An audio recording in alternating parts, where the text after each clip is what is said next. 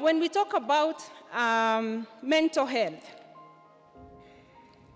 we all go back to the words we know. And I know I may not get the answers from this pulpit, but I know the words we know when we talk about when people are sick mentally. What words have we used out there in the village? And when we think about that, we see the people who are seriously and severely mentally ill in the streets, in tattered clothes, dirty, carrying sacks. That is what we have in our minds. And today I am here to change that narrative, because mental illness is real and it is affecting many families globally, not just in Kenya. And I'm going to take us through very quickly who gets sick. And I will ask you to look at your neighbor.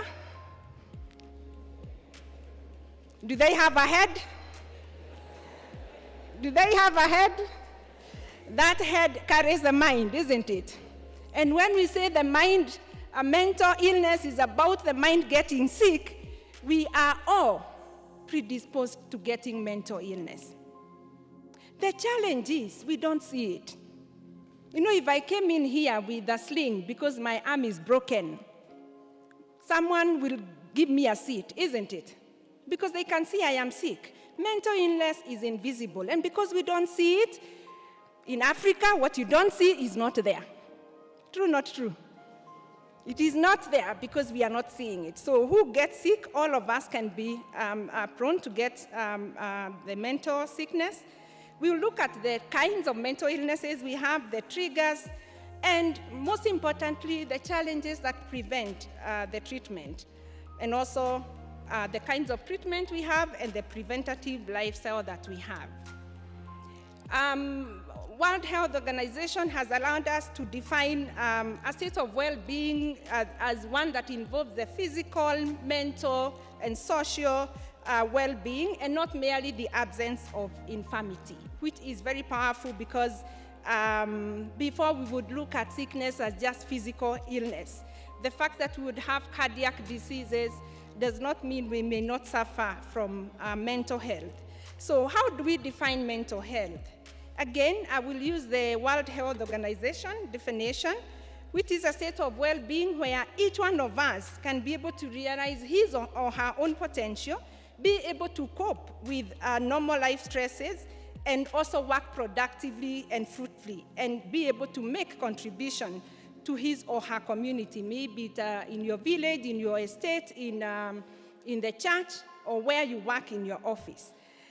And as we look today at the state of mental health in the world, we just had the celebration of the Mental Health Day on 10th October, and we were told that in every 40 seconds, a person dies because of suicide.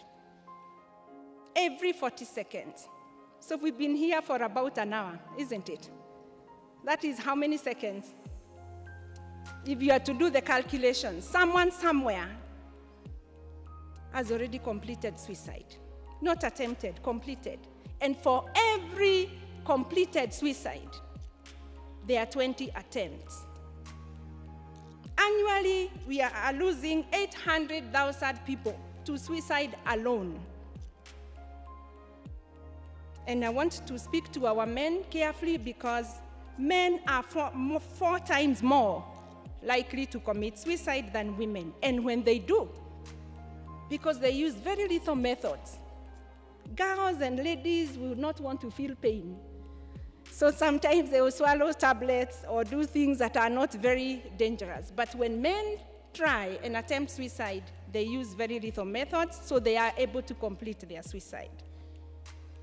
And I want to add that depression is a leading cause of disability in the world, and a major contributor to the global burden of disease.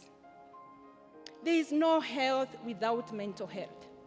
If Nancy lost her arm, she will still speak because her mind is intact.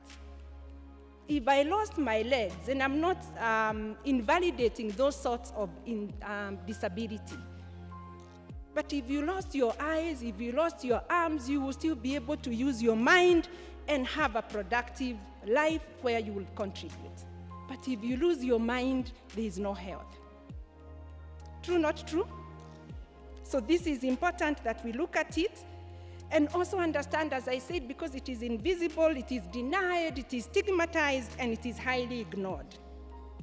I already said that we are all can be affected, and this is both adults, old, young, children as well, even adolescents, because also sometimes when we think of mental health, we think of the young people and the drug use and the substances.